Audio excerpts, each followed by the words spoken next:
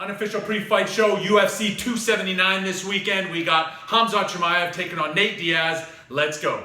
UFC 279 this Saturday is headlined by a welterweight bout when Hamza takes on Nate Diaz. This will be Nate Diaz's last fight on his UFC contract, and all signs point to him not re-signing with the UFC.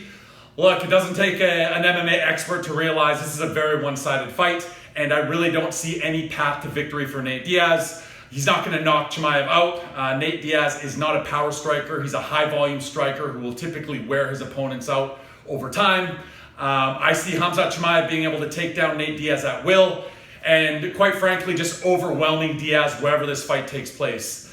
I don't see Nate Diaz catching Hamza in a submission either. The only advantage I would give Nate is his cardio, but the reality is cardio is not going to be enough for him to win this fight. So it's no surprise here. Hamza Chimaev is the pick. He's a heavy favorite. Last time I checked, I think it was a minus 1,200 favorite. I think the odds might even be up even higher now. And it's probably going to be a pretty brutal send-off for Nate Diaz as he fights his most likely last fight in the UFC on Saturday. Chimaev is the pick. In the co-main event this weekend, we have Tony Ferguson making his welterweight debut when he takes on the Leech, Jingliang Li. And I gotta be honest, I was a little surprised when this fight got announced. I didn't think they would give Tony Ferguson a ranked welterweight when he's making his division debut, especially seeing how he's coming off of 4 losses in a row at lightweight. I think this is a bad matchup for him. Lee is a really well-rounded fighter.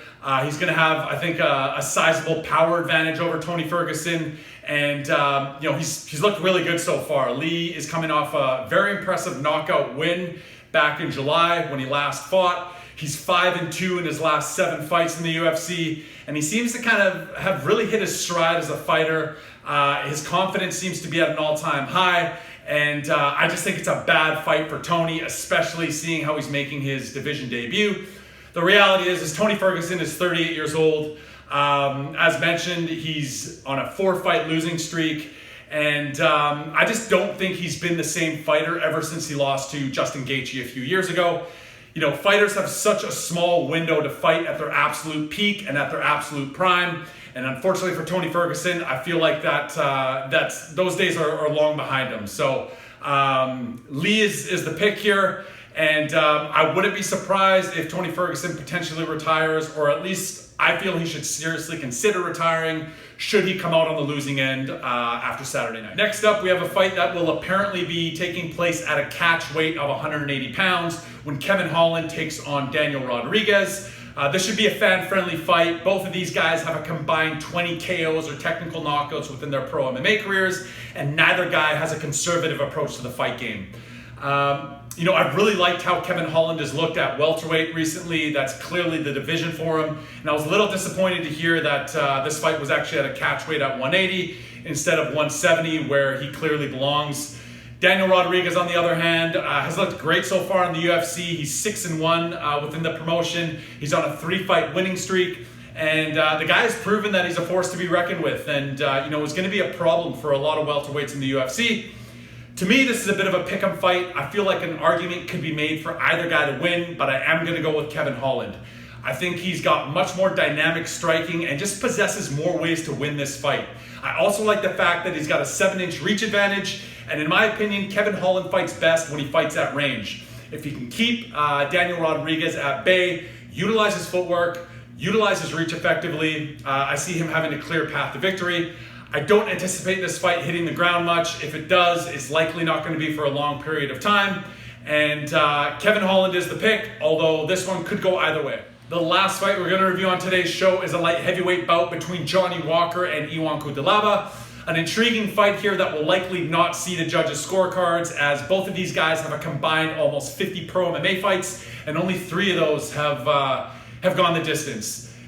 Johnny Walker is kind of in a must-win situation here. He's 1-4 in his last 5.